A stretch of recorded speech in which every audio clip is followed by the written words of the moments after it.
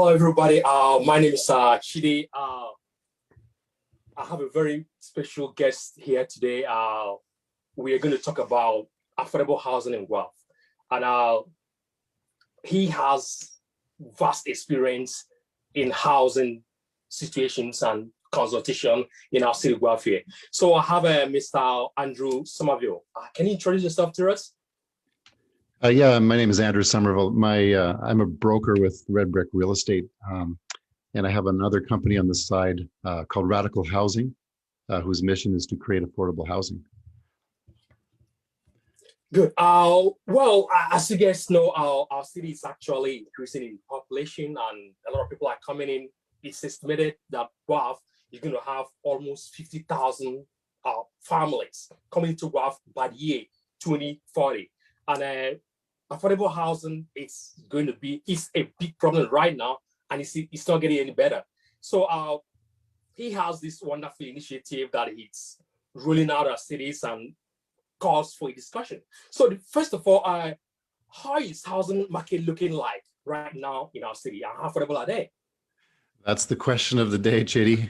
It's one that brings a smile and a frown all at the same time for us realtors and buyers and sellers out there.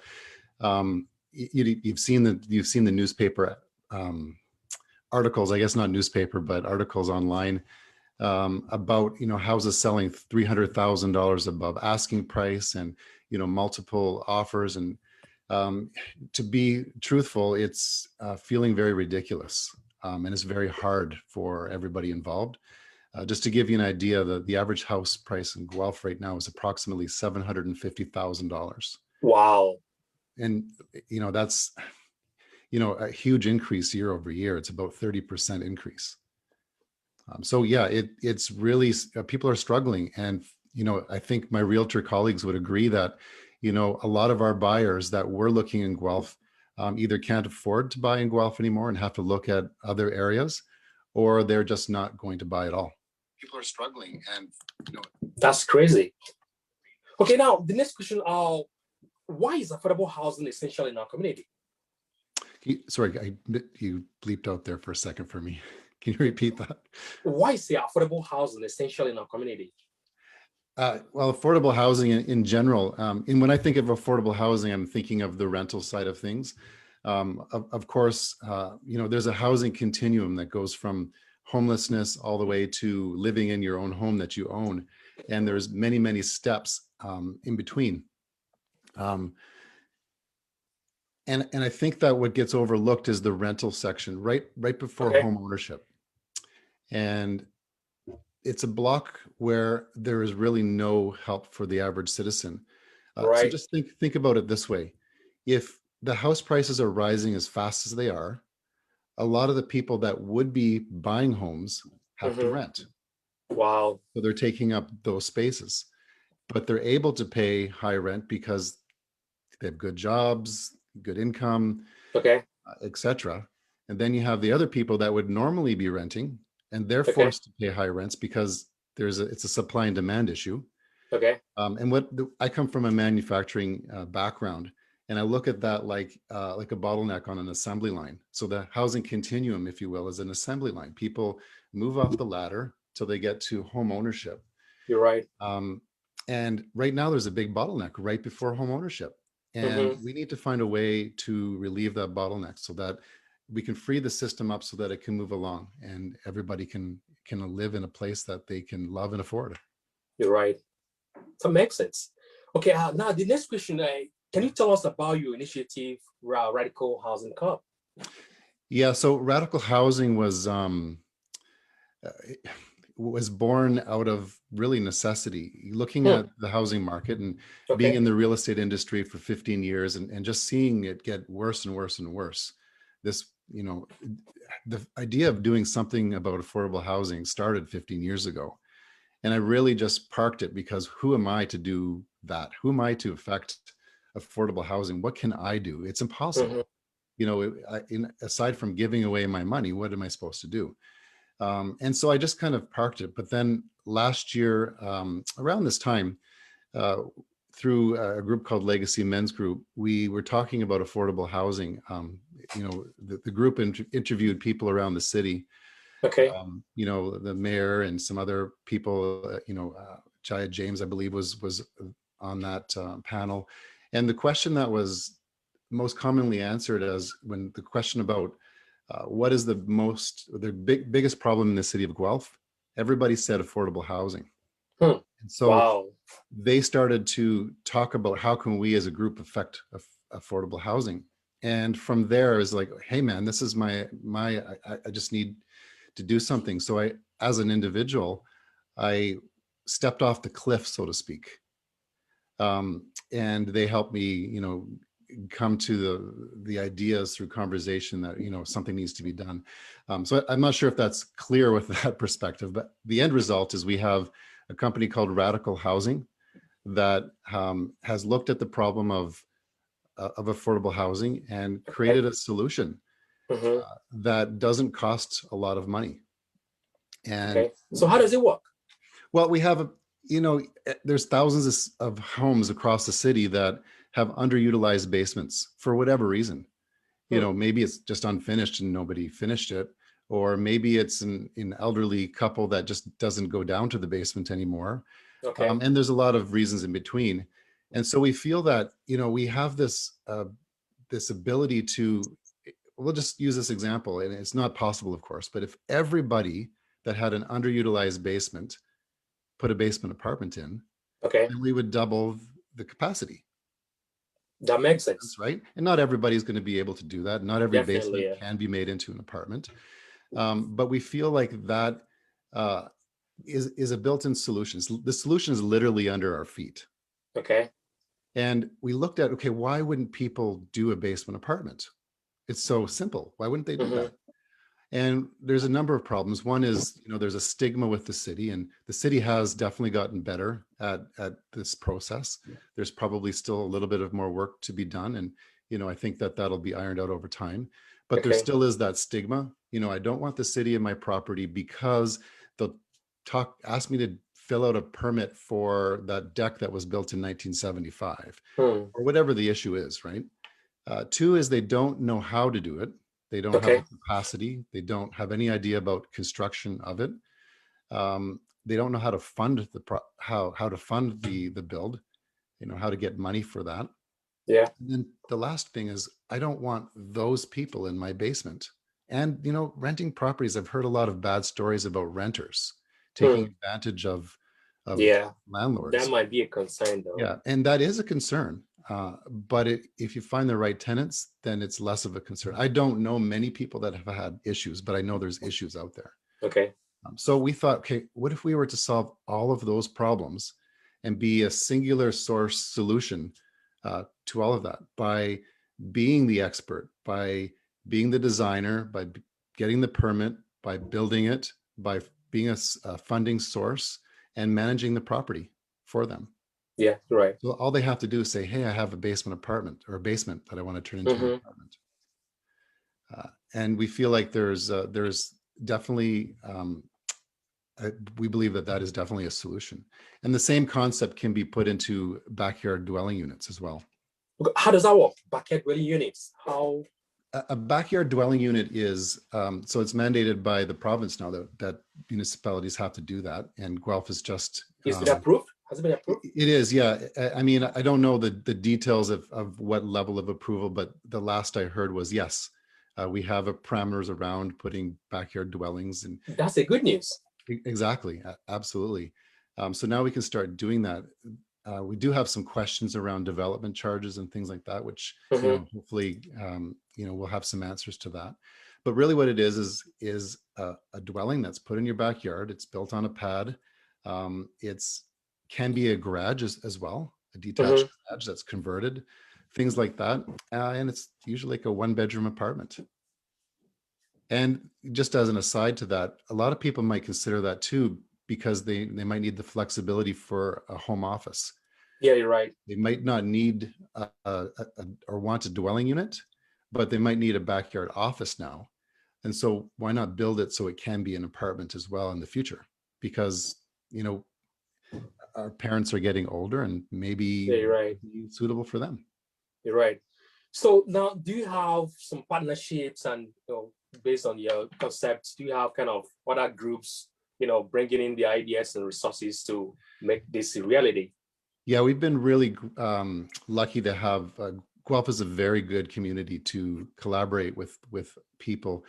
And I wouldn't say we have an official relationship with any one organization at this point. Okay. But we've been working with, in conversation with Habitat for Humanity, giving us some direction, Hope House from time to time, just really giving us some ideas and the sense of where we need to go.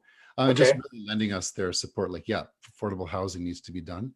We do have some contractors that have been willing to work with us and guide us through this. Able to give us their service at a discounted and in some cases possibly free for labor side of things, just to get some done so that we can have a proof of concept. Okay. Yeah. So what about like the permit with the city and the bylaws and the permits? Is there any issues based on this concept, or have you all resolved all the issues and everything good to go?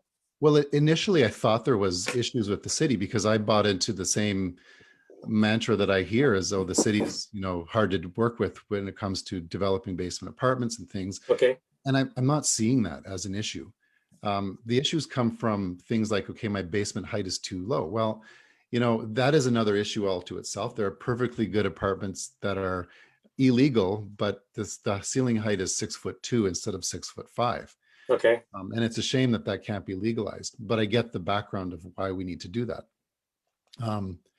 But if you have a basement that is built somewhat normally, it's not a problem. It's not a problem to add an egress window in, to change some things around. It's not that difficult.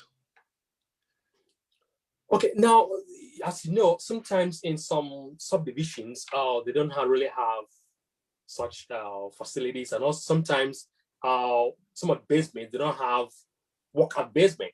Right. So how can people that don't have such a basement set up sign up for this kind of initiative? So you're asking if they don't have a walkout basement? Yes. Can they still be successful with this? Yes. Yeah, and I'll use an example of my own property, a property we have, a rental property. It's not a walkout basement, but you can, if you have the proper setbacks, you can put an egress window in there. And with the proper window well, and I won't get into the details of what that is, but you can do that. And it's not overly costly when you have us do that. And you can dig down and put a separate entrance in as well. It just becomes costly. I know. Imagine, if you were to dig that out with the machine, you got to get a machine into the backyard. It's costly. It, costs gas and rentals if the company doesn't own one. But there may be ways for us to utilize the community in that too. What if we were to, this is just hypothetical, what if we were to get a bunch of men and women together for, a half a day and dig it out by hand? That's a possibility. It's a possibility, right? But from a business perspective, that would be insanely expensive. You're right. So it becomes prohibitive to do. But I think there is opportunity for us to work together as a community to do some of these things. That calls for a big discussion in the city. Yeah, exactly. Yeah, and that's the whole nature of this. Sorry, go ahead. That's the whole nature of this endeavor, is to really look at it from a social impact perspective. Yeah. A lot of companies wouldn't touch this because it doesn't make money. And that's fair because they have to put food on their table. But we've looked at it from a perspective of, this is a passion for us. We all have our own jobs that, feeds our families. And this is something we do from a passionate perspective. And we really think that we can make something happen here if we work together. You're right. And cost is not, or income is not our main focus. It's really just providing affordable housing. And That's I really think that this can be successful for sure. Yeah, because as you're saying this, I know a lot of families, they spend practically 70 to 80% of their total income in rent alone. They have like 3 kids and their wife's not working, and it's really tough for people to get by. And it's a very big issue in our city. And think, as I said, it calls for a general discussion for us to know exactly how to navigate towards all these social issues that is rising up day by day. As I said, the city is increasing in population and it's not getting any better. So we should kind of start finding solutions to this drastic issue in our city. Absolutely. Now, the next question, what are the groups that will benefit from this initiative? Yeah, that's a great question. So the root benefactor of this would be, I would say the biggest impact would be the people between the ages of 20 and 35, people that have not established themselves, or, you know, they may or may not be married, but just don't have the income necessary to support housing. And just to put into perspective, you were saying that, you know people that are spending 80% of their income on housing. By definition, if you're spending over 30% of your income on housing, it's unaffordable, right? And so if you go work that backwards, if you take the average apartment rent in Guelph, if you were to go on Kijiji right now, you'd probably be looking at $1,600 a month for a 2-bedroom basement apartment. My gosh. And so to afford $1,600 a month based on that definition, you'd have to be making $64,000 a year. Tell me about the young adults, young professionals. Yeah, I remember as a young adult, and I was 30 years old, and I got a raise to $40,000. I thought I was rich. And I wouldn't be able to afford anything at that. And I know incomes have gotten up since then, but I don't know a lot of 25-year-olds that are making $64,000 a year. Same here. No idea. And then also you have to remember too that it affects people that are established. You know, divorce rates are probably still at around 50%. You're right. And think about it. You own a home together with your spouse. You decide to get separated or divorced. Instantly, you have another household to pay for. You're right. And the best you're going to do is $1,600 a month when your mortgage is probably $1,600 to $2,000 a month already. But there's no help for these people. There's no government agency that says, "Hey, I'm going to help you out." Right? You're right. And so we need to, as a community, work together and help each other, because I don't have a word for it, but I feel like the word that's coming to mind right now is it's shameful. It is, frankly speaking, it is. Yeah. It is. But I get why people charge $1,600 a month for rent, because they've spent $750,000 to buy it. You're right. You're right. It makes sense. Yeah. That's crazy. Now, the next question, what information do you have for people that might be interested in your project? Yeah, if you have a heart for affordable housing and want to be connected at minimum with this movement, go to our website, look it over, and get familiar with what we're doing. We have a video that kind of explains it better than I probably can, and just follow us. For one, follow us on social media. We're on Facebook and Instagram.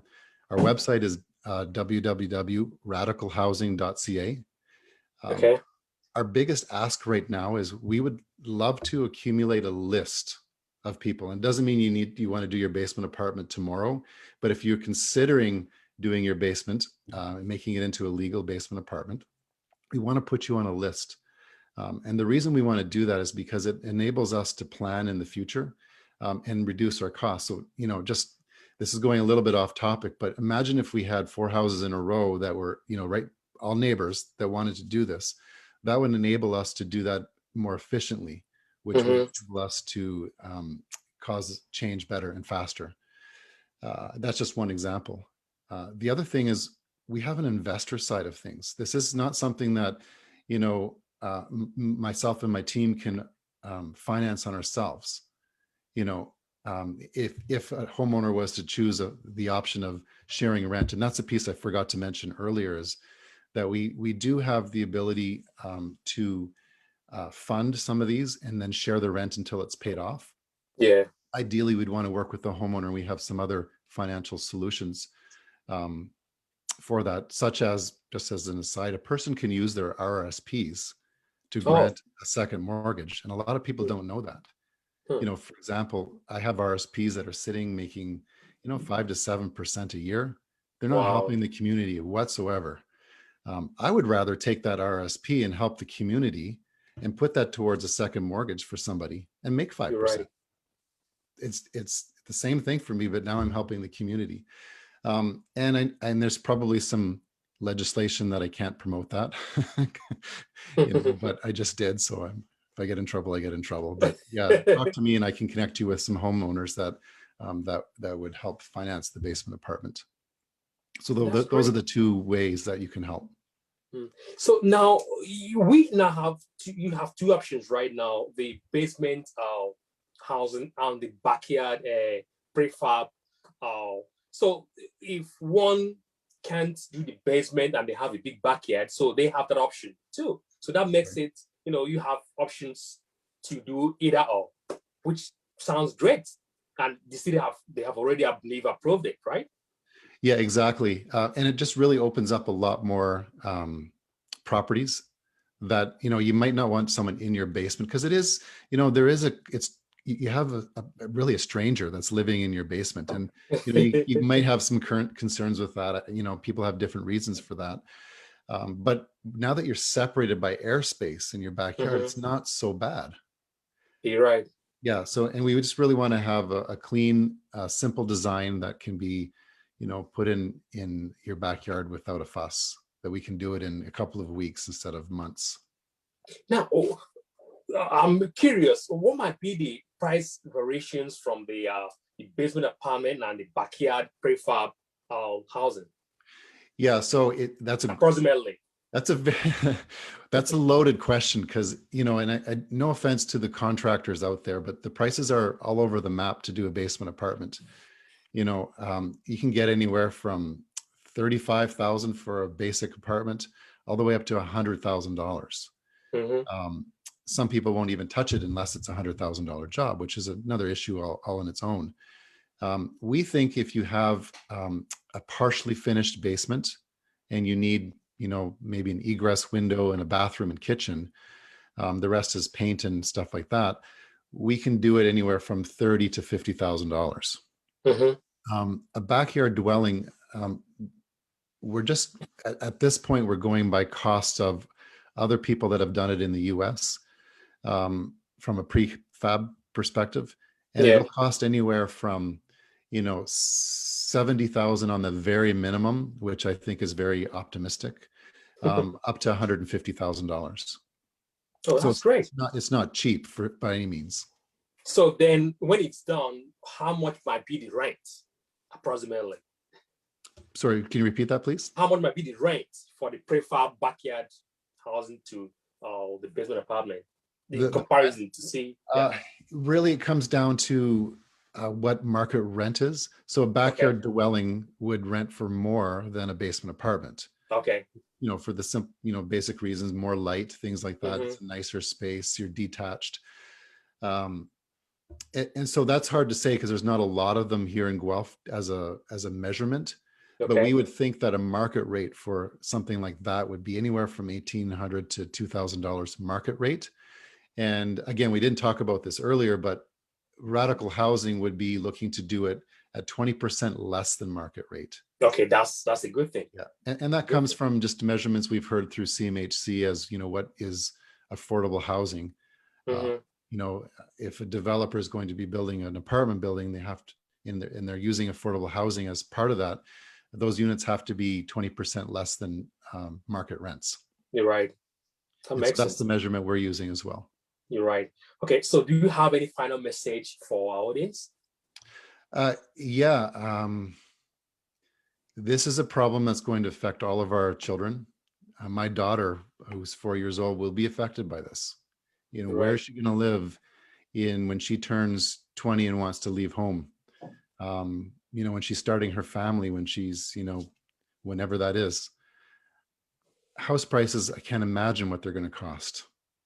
A bungalow insane. If they're rising at the rate that they are today, next year a bungalow will be close to $1 million. Wow, that's just insane to even think about. So what would it be when my daughter turns 25? $2-3 million? How is that even possible? we're even talking about affordable housing again. Exactly. And it's everybody has a part to play. We can't do anything about the supply and demand.